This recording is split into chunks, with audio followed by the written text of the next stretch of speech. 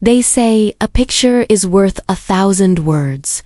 But sometimes what isn't said speaks volumes. Imagine a horizon, bleeding orange and purple, the kind of sunset that makes you stop and breathe. A lone cowboy, weathered but with a gentle spirit, looks out over a quiet town. He's learned a thing or two from the vast, open plains. He knows that silence isn't emptiness. It's just full of things waiting for the right person to listen. In that same quiet town, there's a small diner. And in that diner is Mara, a young woman who moves like a ghost. She wipes down tables, headphones on but no music playing, lost in a world of her own. She's been there for weeks, but her voice is a mystery to everyone, even to Belle, the warm but nosy diner owner. A smile ain't conversation, honey, Belle tells her, but Mara just offers another one, faint and fleeting. She's a fortress, and no one has found the key. Then, the bell above the door jingles, and everything changes. In walks the cowboy, boots heavy on the old wooden floors, dust on his jeans. He's a piece of the landscape, come to life. Belle greets him with the familiar banter of old friends, offering coffee and pie. But his eyes find Mara. He's seen her sketches on the town notice board, quiet drawings that capture the soul of this sleepy place. Didn't need words to feel he says, his voice as soft as worn leather. You draw quiet better than I ever heard it. For the first time, someone sees her. Not the silent girl who won't talk, but the artist who speaks without a voice. Mara is taken aback, a flicker of surprise in her guarded eyes. Belle just chuckles, telling the cowboy what everyone already knows.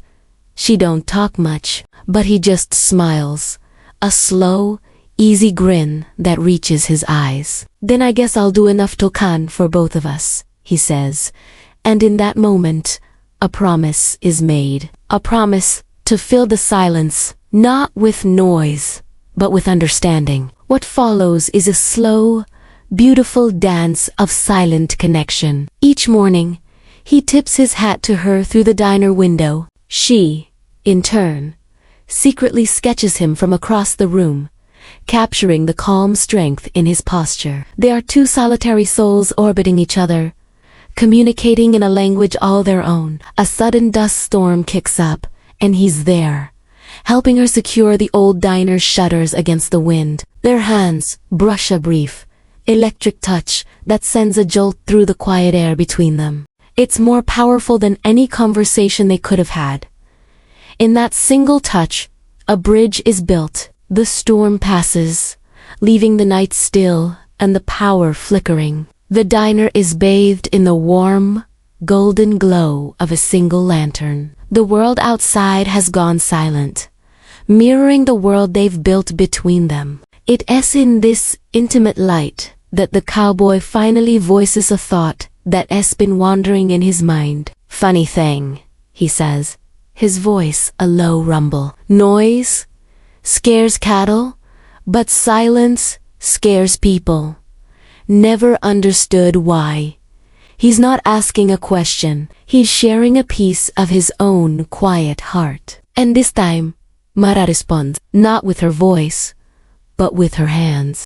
She carefully writes a few words on a napkin and slides it across the table. Her handwriting is as delicate as her sketches. The note says, "Silence feels safe. Words get me hurt." It's a confession, a key to the fortress she's built around herself. It's the story of her pain, offered in trust. The cowboy reads her words slowly, and a profound gentleness softens his rugged features. He looks up from the napkin, his gaze finding hers in the lantern light. "Ain't the words that hurt, darling?" he says, his voice full of a wisdom learned from listening to the wind and the land. It's the wrong ears. He lets that sink in, a simple truth that lands with the weight of revelation. Maybe he continues, his voice barely above a whisper. You just needed someone who listens different. In that moment, everything shatters and reforms.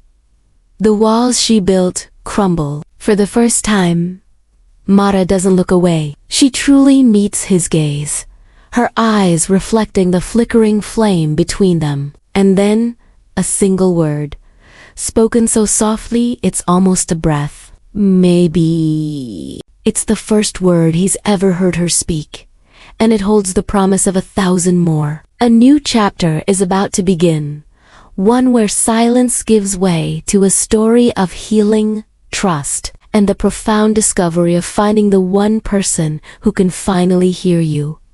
What happens when she finally speaks his name? That's a story for another time. Thank you so much for joining us on this journey. If this story touched your heart, please give this video a like and hit that subscribe button. We've got so many more stories to share with you, and we'd love for you to be a part of our community. Don't forget to ring the bell so you never miss an update. Until next time, remember to listen, not just with your ears, but with your heart.